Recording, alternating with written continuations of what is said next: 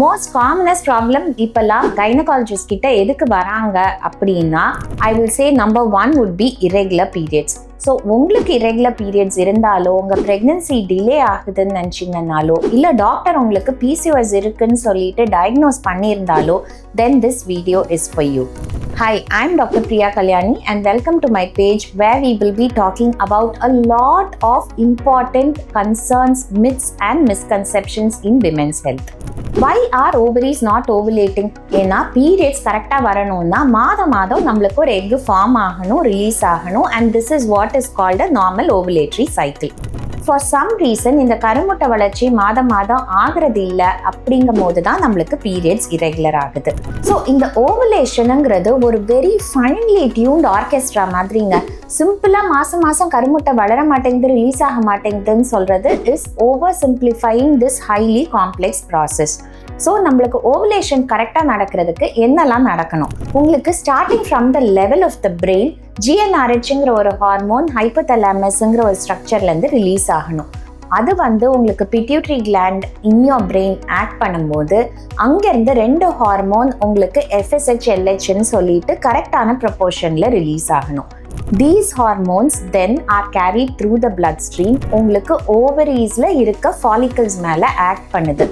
And அதனால தான் உங்களுக்கு நிறைய கருமுட்டைகள் ஓவரீஸில் இருந்தாலும் ஒன்று செலக்ட் ஆகி டாமினன்ட் ஃபாலிக்கலாக பெருசாக வளர ஆரம்பிக்குது. And this dominant follicle start secreting ஈஸ்ட்ரஜன்ங்கிற ஒரு ஹார்மோன். நடு சைக்கிளில் உங்களுக்கு யூஸ்வலி LHங்கிற ஹார்மோன் சர்ஜ் ஆகுறதுனால உங்களுக்கு இந்த ஃபாலிக்கல்லேருந்து எக் ரிலீஸ் ஆகுது. And this is what is called as ovulation. Ovulation ஆன பிறகு இந்த ஃபாலிக்கிள் உங்களுக்கு சுருங்கி கார்பஸ் லியூட்டியம்ங்கிற ஒரு சிஸ்ட் மாதிரி உருவாகுது. இதிலிருந்து ப்ரொஜெஸ்ட்ரான்ங்கிற hormone is secreted which is the important star hormone for the second half of the cycle. Sounds complex, right?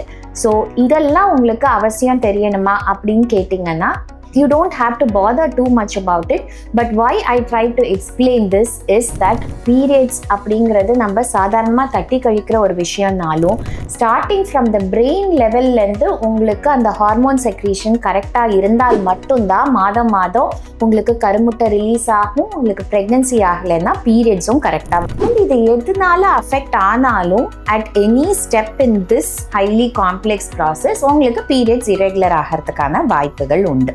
So periods இரெகுலராக இருக்குன்னா அது பரவாயில்லன்னு சொல்லிட்டு தட்டி கழிக்காமல் இருக்கணுங்கிறது ரொம்ப முக்கியம். Go and meet your doctor. அவங்க சில டெஸ்ட் ப்ரிஸ்கிரைப் பண்ணுவாங்க. It can be simple blood test. உங்களுக்கு ரத்த சோகை இருக்கான்னு ஹீமோக்ளோபின் லெவல் செக் பண்ணுறது, இல்லை தைராய்டு ப்ராப்ளம் ஏதாவது இருக்கா, இது டெஃபினட்டாக உங்களுக்கு பீரியட்ஸ் இரெகுலாரிட்டி உண்டாக்கும். ப்ரொலாக்டின்ங்கிற ஹார்மோன் ஹையாக இருக்கா, இதுவும் உங்களுக்கு பீரியட்ஸ் இரெகுலர் ஆகிறதுக்கான வாய்ப்புகள் உண்டு. So simple set of blood test and ultrasound would be the first initial investigations which your doctor may advise. irregular periodsக்கான ட்ரீட்மெண்ட் என்ன அப்படிங்கும் போது that will depend on your period cycle. உங்களுக்கு தள்ளி வரும்போது ரொம்ப நாள் ப்ளீடிங் இருக்குது, மாத்திரை சாப்பிட்டா மட்டும்தான் நிற்கிது, 15 to 20 days at a stretch உங்களுக்கு ஹெவி ஃப்ளோ இருக்குது அப்படின்னா உங்கள் சைக்கிள் ரெகுலேட் பண்ணுறதுக்கு ஹார்மோன் பிரிஸ்கிரைப் பண்ணுறதுக்கு வாய்ப்புகள் உண்டு.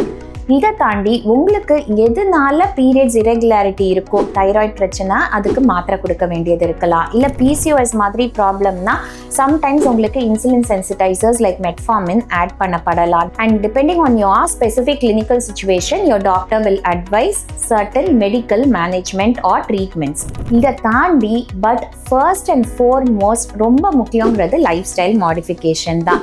Life style is closely tied to your பீரியட்ஸ்ன்னு சொல்லிட்டு ஏற்கனவே எக்ஸ்பிளைன் பண்ணோம். So definitely working with a lifestyle counsellor உங்களுக்கு இப்போ என்ன changes you should be making in your day to day ஹேபிட்ஸ்ன்னு தெரிஞ்சுக்கிட்டு அதுக்கு நீங்கள் கவனம் செலுத்தினீங்கன்னா மட்டும்தான் உங்கள் பீரியட்ஸ் ரெகுலர் ஆகிறதுக்கான வாய்ப்புகள் உண்டு. இல்லாட்டி மாத்திரை கொடுக்குற வரைக்கும் கரெக்டாக வரும், பட் அந்த மாத்திரையை நிறுத்தினோடனே திரும்ப உங்களோட பீரியட் சைக்கிள் இரெகுலராக ரிவர்ட் ஆகிறதுக்கு நிறைய வாய்ப்புகள் உண்டு. ஸோ பீரியட்ஸுங்கிறது ஒரு இம்பார்ட்டன்ட் வைட்டல் சைன்னு தான் நவடேஸ் சொல்கிறோம். இது எதனால கரெக்டாக வரமாட்டேங்குதுங்கிறத ஐடென்டிஃபை பண்ணி அதை சரிப்படுத்தணுங்கிறது ரொம்ப ரொம்ப முக்கியம். Not only for your reproductive health but also your general health.